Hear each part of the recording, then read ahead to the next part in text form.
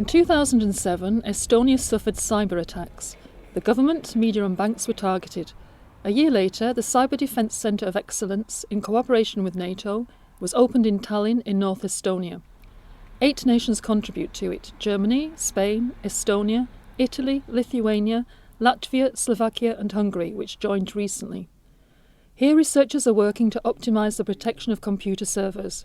Cyber defence strategy and research are at the heart of this cooperation between Alliance member states. We are focusing on legal and policy aspects, trying to analyse what are national frameworks, also what are latest cyber strategies, and draw some best practices.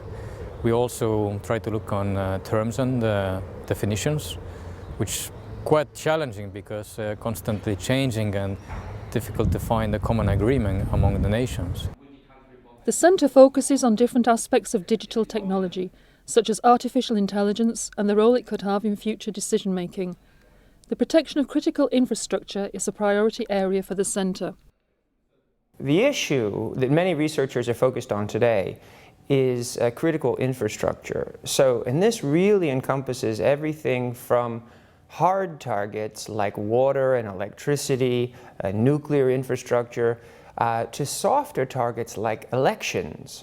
For instance, here in Estonia, they just had a national election with many people voting via the internet.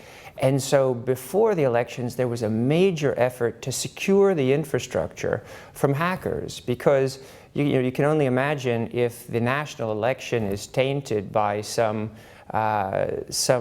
idea that it's unfair. The centre also organises practical exercises, simulations of attack and defence on the web, and technical training such as that on botnets, computer networks infected by viruses. Soon online learning will even be possible. The centre is developing. It now has 30 civil and military personnel, and the director hopes to double the staff by 2015. This goes along with NATO's desire to increase its cyber defence capabilities.